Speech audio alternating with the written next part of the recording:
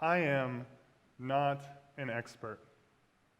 I've committed my career to understanding how to best help and advocate for children, but even so, a delicious slice of humble pie taught me that it may take 15 years before I even glimpse what expert status looks like in this field.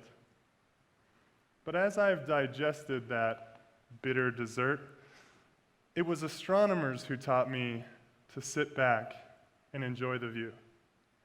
A few weeks ago, my 2-year-old cousin nearly toppled over. He was so mesmerized by a ceiling fan. That's how I feel when I look up at the stars. And I'm willing to bet that when you stop and look up, you feel that way too. And that's just it.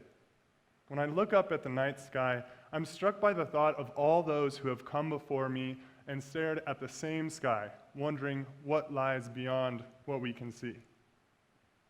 Isaac Newton said, "If I have seen further, it has been by standing on the shoulders of giants." For millennia, we have stared up at the night sky with the unaided eye. 400 years ago, Galileo placed the telescope to his eye, and for my entire life, the Hubble Space Telescope has been orbiting the Earth, capturing images like this of the cosmos. Sit back and enjoy the view.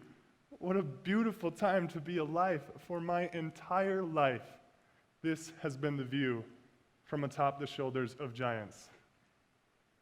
But it wasn't until I learned a little more about Hubble that I began thinking about kids.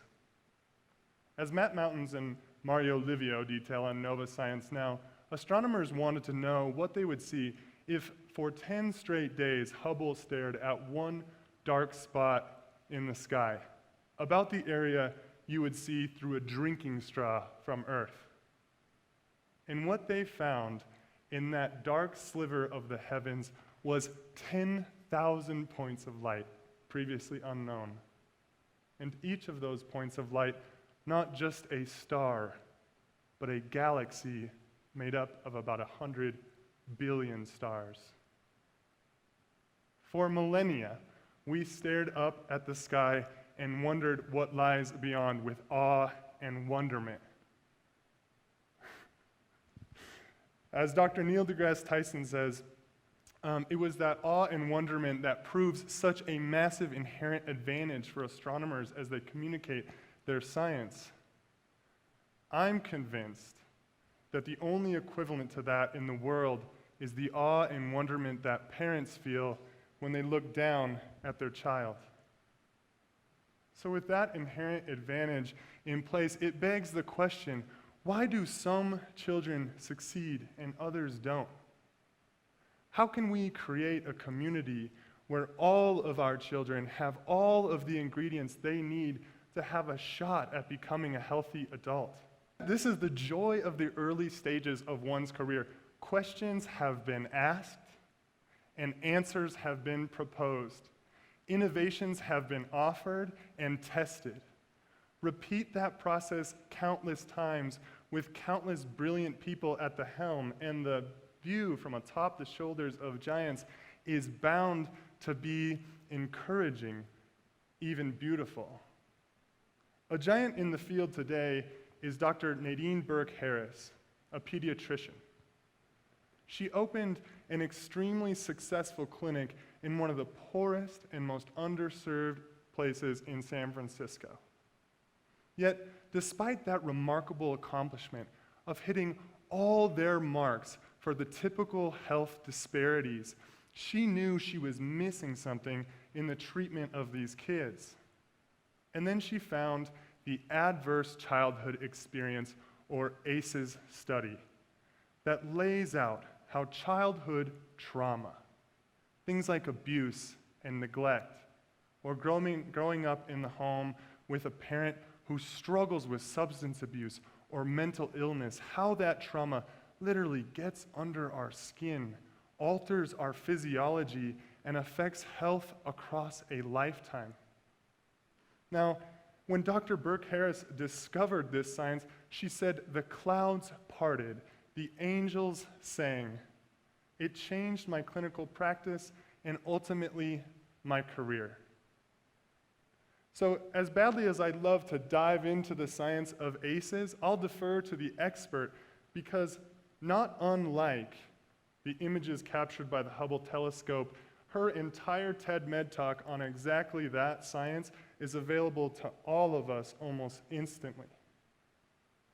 So Dr. Burke Harris benefited from Bob Onda and Vince Felitti, authors of the ACE study.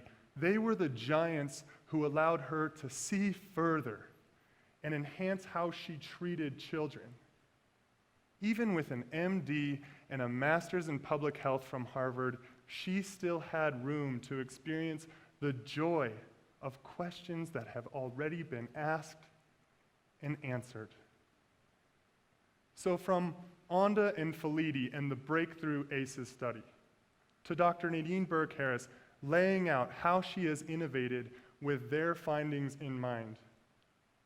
From Nobel laureate James Heckman diligently parsing out the clear economic argument for investing in at-risk kids, to Carol Dweck and Angela Duckworth, all of their research on growth mindset and grit.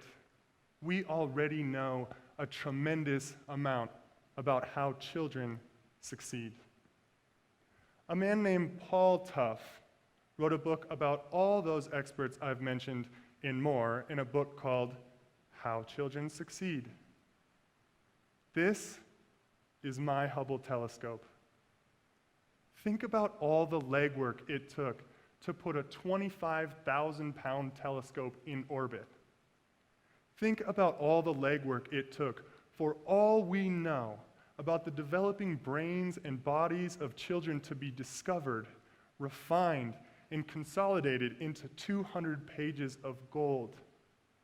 And now I have the privilege, we have the privilege of sitting back and enjoying the view, then standing up and acting on what we see.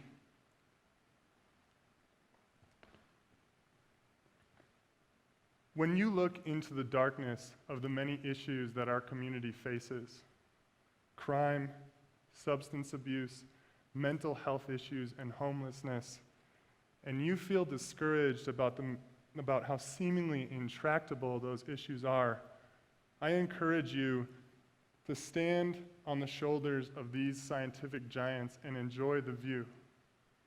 Because when you do, I believe that what you will see is thousands of points of light previously unknown, and each of them not just a star, but a child with the potential to transform our community. Thank you.